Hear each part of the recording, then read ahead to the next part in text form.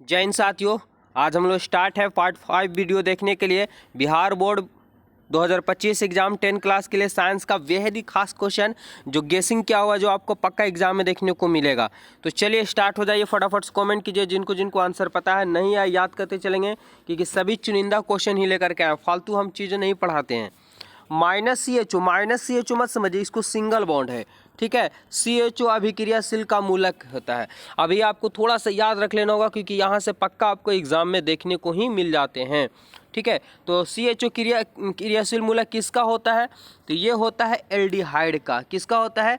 Aldehyde का होता है। कंप्लीट है सबको? ध्यान देंगे कि सिंगल बॉन्ड हुआ एल्केन, डबल बॉन्ड हुआ एल्कीन, ठीक है। डबल बॉन्ड होकर ट्रिपल बॉन्ड एल्काइन होता है, ठीक है। ओ एच जो होता है एल्कोहल ग्रुप होता है। सी एच ओ जो है वो क्या होता है? एल्डिहाइड ग्रुप होता है। सी डबल ओ एच जो होता है अम्ल ग्रुप होता है, यानी कार्बोक्सिलिक अम्ल बोला जाता है।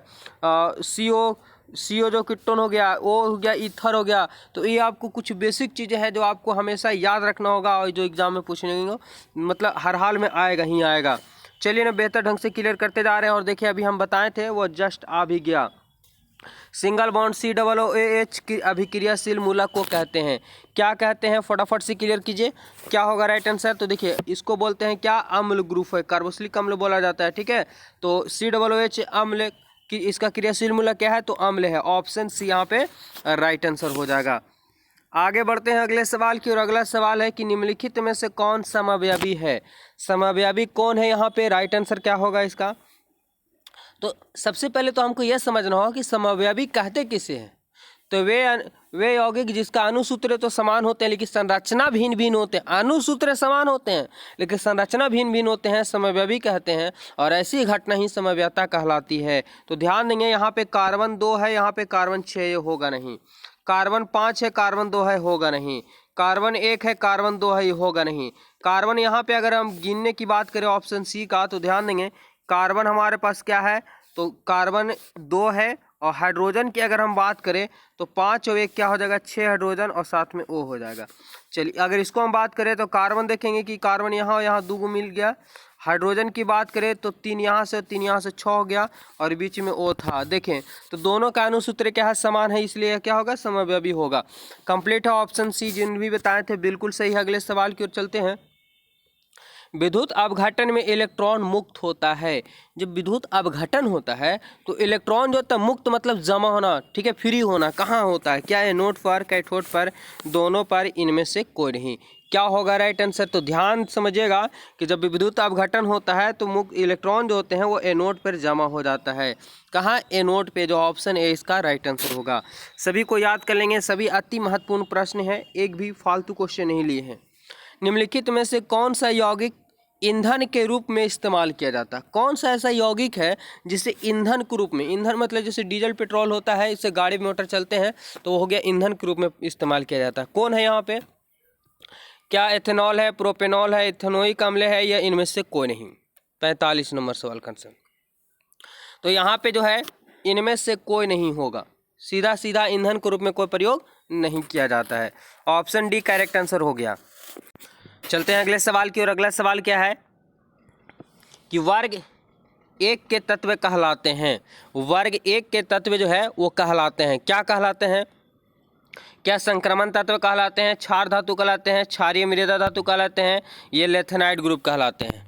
क्या होगा राइट आंसर? वर्ग 1 दिया हुआ सिर्फ, ठीक है। वर्ग 1 के तत्व कहलाते हैं, ये कहलाते हैं क्षारीय धातु कहलाते हैं। याद रखेंगे क्या कहलाते हैं? क्षारीय धातु कहलाते हैं वर्ग। और वर्ग 2 के क्षारीय मृदा धातु कहलाते हैं। ऑप्शन बी यहाँ पे करेक्ट आंसर हो जाएगा। अगले सवाल की ओर चलते हैं। अगला सवाल है कि आधुनिक आवर्त सारणी में समूहों की संख्या होती है।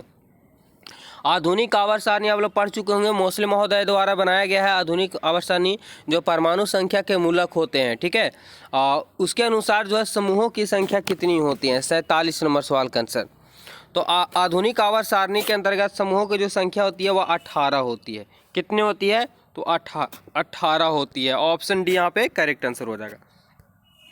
चलते हैं अगले सवाल की ओर। अक्रिय तत्व है, अक्रिय तत्व बोल दिया जाए, अक्रिय गैस बोल दिया जाए, कौन हो गया? क्या सी है? यानी सी मतलब कार्बन, तो कार्बन नहीं, कार्बन अधातु के रूप में आ जाता है। हीलियम, एयू मतलब सोना होता है, तो सोना तो धातु है। यहाँ पे हमसे अक्रिय के मात्रा में पूछा है, क्या होगा H2 यानी हाइड्रोजन, क्या ये भी होगा? राइट आंसर क्या होगा 48 नंबर सवाल का आंसर? तो ध्यान देंगे He क्या होता है? हीलियम होता है। हीलियम सबसे हल्की गैस होती है। आप लोग पढ़े होंगे कि गुब्बारों में कौन सी गैस भरी जाती है? तो हीलियम। क्यों? क्योंकि सबसे हल्की होती है। ठीक है, ऑप्शन बी यहाँ पे करेक्ट आंसर हो जाएगा, क्योंकि इसकी बाहरी कक्षा में 2 इलेक्ट्रॉन होते हैं और किसी से अभिक्रिया नहीं करता, मुक्त अवस्था में पाया जाता है। अगला सवाल है कि इनमें से कौन सी अधातु चमकता है यानी चमकीला है? ऐसा कौन सा अधातु है जो चमकीला? तो ये अपवाद के रूप में आपको याद रखना होगा। धातु में भी है ग्रेफाइट, पढ़े होंगे अधातु में विद्युत का सुचालक हो जाता है, उसी प्रकार से यहाँ पे है कि अधातु तो है लेकिन ये चमकता है। क्या सल्फर है, कार्बन, आयोडीन है, ब्रोमीन है? तो ध्यान समझेंगे कि आयोडीन जो है एक प्रकार की क्या है? अधातु है, लेकिन आयोडीन में चमक होती है विशेष प्रकार की। तो ये अपवाद के रूप में आते हैं, याद रखेंगे, बहुत ही इंपॉर्टेंट है, जो एग्जाम में सीधा देखने को मिलेगा। अगला सवाल है, सक्रियता श्रेणी में सबसे क्रियाशील धातु कौन है? सक्रियता श्रेणी मतलब इस 4 ऑप्शन में से ऐसा कौन सा धातु है जो क्रियाशील है? क्रियाशील मतलब बहुत तेजी से अभिक्रिया कर लेता है। ठीक है, जैसे हम लोग क्या करते हैं कि पेट्रोल में माचिस मारते हैं तो बहुत तेजी से जल जाता है, उसी प्रकार अगर मिट्टी का तेल उतना तेजी से नहीं जलेगा जितना तेजी से वो पेट्रोल जलता है। तो राइट आंसर क्या होगा यहाँ पे फटाफट से बताना है। तो ध्यान समझेंगे कि सोडियम जो है बहुत ही क्रियाशील धातु होती है। ऑप्शन बी यहाँ पे करेक्ट आंसर हो जाएगा। ठीक है, तो ये 10 क्वेश्चन जो अति महत्वपूर्ण आपको क्लियर करवा है, जो एग्जाम में देखने को मिलेगा, यहाँ से 1-2 क्वेश्चन। तो हमारे चैनल से अभी तक नहीं जुड़े हैं तो अवश्य जुड़िए, और इसका पार्ट 2 यानी रेगुलर चल रहा है, साथ ही साथ मैराथन क्लास आने वाला है। धन्यवाद।